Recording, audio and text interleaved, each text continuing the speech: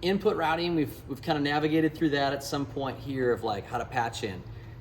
So every input, kind of your job as a mixer is to get the input out of the console. So let's talk for a few minutes about the output routing side of the console.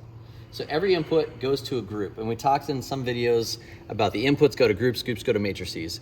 So if you look across here at your drums, you can see they go to groups 1 and 2.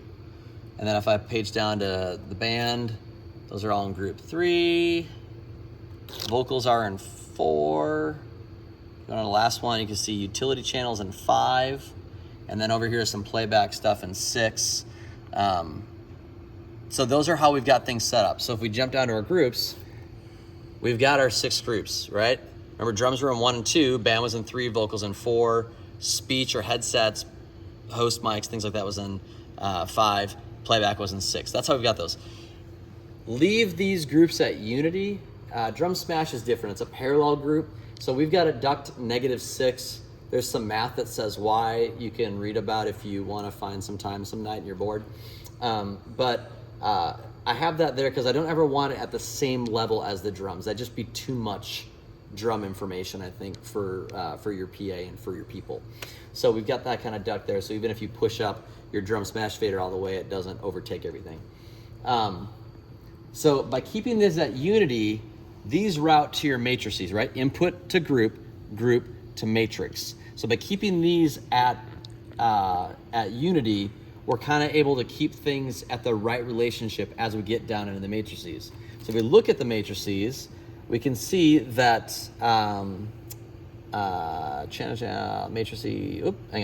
matrix. Okay, so here they are coming in, right? So we looked at this in another video, and we can kind of see how things are different here than they are for the stream, right? Different relationships. Well, as I move the group, if I don't have it at unity, I bring it down, these don't move, but the input to these does. So it's the same way about source matters and using good gain structure. By keeping your groups at unity, you're allowing everything downstream to kind of flow out of the console as it was intended to flow out, kind of in its stock configuration.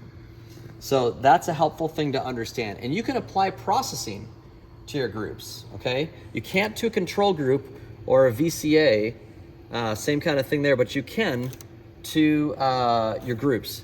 So in a lot of these cases, we can look at the rack, and the groups have maybe some dynamic EQ, maybe have some compression. There's that API 2500 classic, heavy comp drum kit preset, preset right out of the box for this compressor. I really didn't do much to it other than adjust my threshold to make sure it was hitting at how much gain reduction I wanted. But we've applied some plugins to our groups as we want. And then down to the matrices, right? So the matrices, then you can even look at the rack there. Some of those matrices have some processing on them. This is where we get our stream compression to get it out to the web at a good volume, right? So that's all good. That's all on the software side. Well, good. How do we actually get the audio out of here now, right? Let's look at our route tab, right? So we were looking at rack on the matrices for a second. Look down at route, and you can see here just these drop down things here.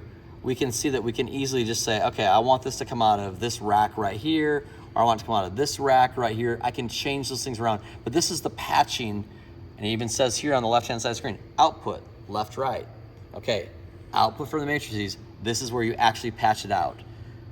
There's a video on patching that shows where we get into the patch window, we can actually patch through there too. But that's really what you need to know about outing. Again, inputs go to groups. Every input has to be in a group for it to get out of the console. So then the groups then feed the matrices, and the matrices feed the PA or the lobby or the stream or recording or wherever you want it to go. But that's how we move audio from the input side to the output side.